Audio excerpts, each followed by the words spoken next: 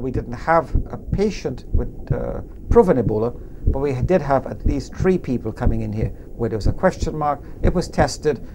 We learned a few things as everybody else would have regarding about, out of hours results, because the laboratory is not here for Ebola testing, transport of specimens. So we learned. But I think on the whole we did pretty well in terms of how we handle it. And I'm hopeful, hopefully that learning will now become more embedded for the next problem.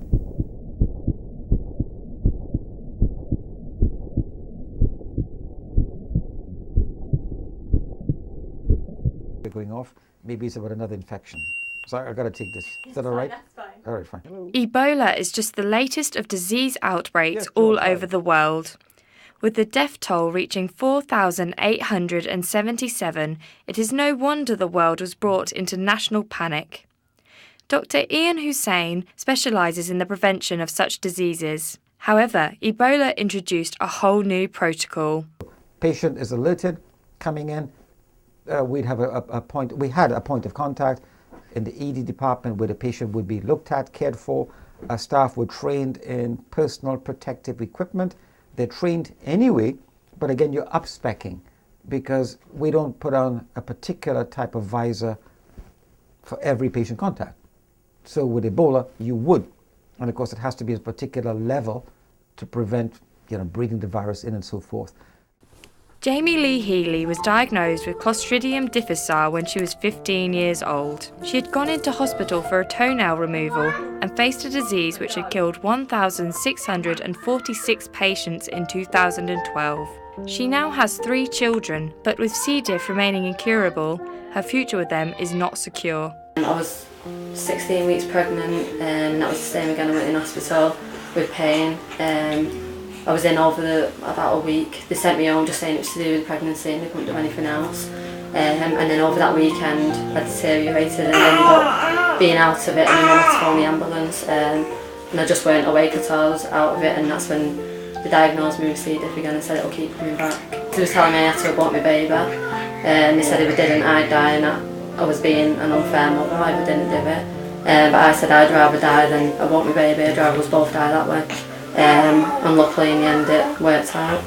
We just thought that Jamie Lee had a sore toe and she was getting treated for that, but it went on for so long, and then she started getting tummy problems and everything, and we was just totally in the dark really. We didn't have a clue. We'd come back from, Jamie Lee had been having a scan, and we'd come back to the ward and all her stuff had gone off her bed. There was nothing there, her bed was empty, and we was like, and they've had to, you've been put in the side room, and all the stuff had been literally threw in a side room. Not put away, just everything thrown on the bed, and they're like, you can't come out of here.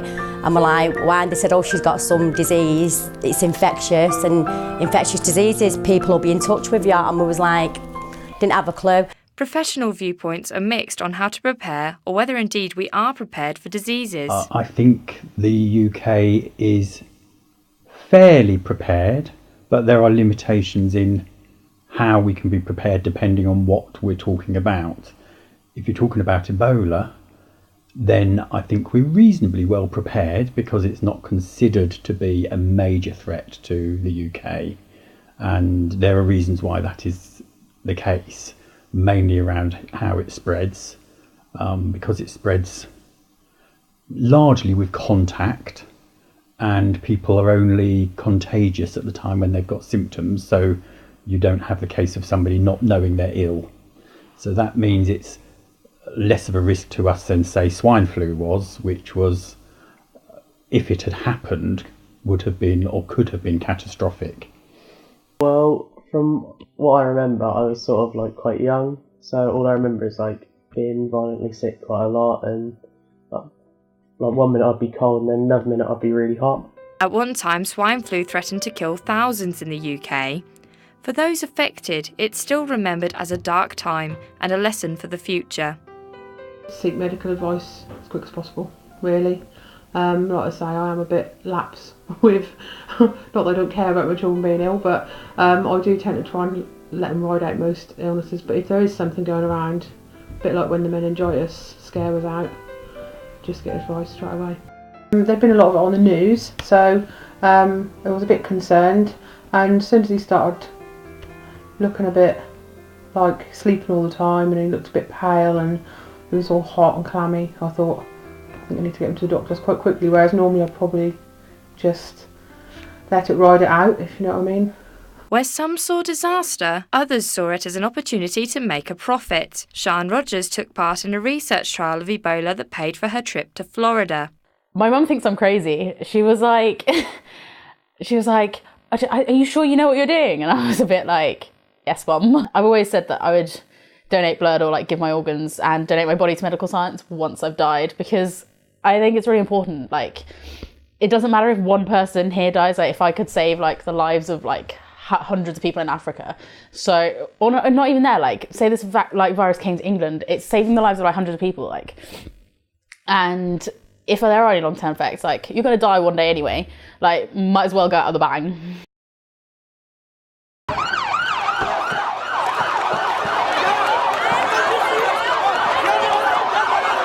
Though the threat here seemed minimal, West Africa faced tragedy when Ebola struck. Many people from the UK volunteered to give aid in any way they could. My mum, my sister and I created a charity called CHT, which is the Community Health Trust. The main goal of this charity was not to bring aid to thousands, it was to fulfill the prerequisites that the World Health Organization needs to go and start manning and maintaining small villages here, then everywhere. They would like to maintain them all, but financially it'd be impossible. So they set a checklist for other charities to fulfill, and then they can go in and maintain it. So what my mum, my sister and I focused on doing was to build 3 mini hospitals in 3 villages, McKenney, Rochen and Petit Fou, and gave them solar power, a full-time nurse to man them, and a fridge to which to store the medical supplies in. And that is all the World Health Organization needs to go in there and start supplying them with medical supplies and the like.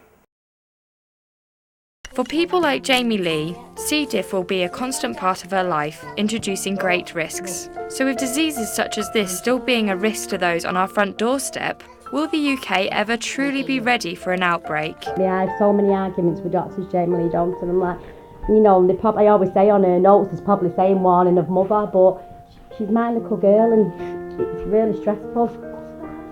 There's no cure for it, is there? No. Just removing a bowel, I think, is eventually what they're going to do into the long-term thing for removal. But we don't even want to go there yet, because that brings on even bigger problems. I already said what my life expectancy is, 40 something, weren't it? Yeah. I don't think they will be. So, are we ready? I think we can probably up-spec very quickly when something strikes. I think we're not as ready as we should be for a creeping pathogen that can just get into the system, because that's a function of how strong we are in hygiene as an economy. And that, I think, is not strong enough.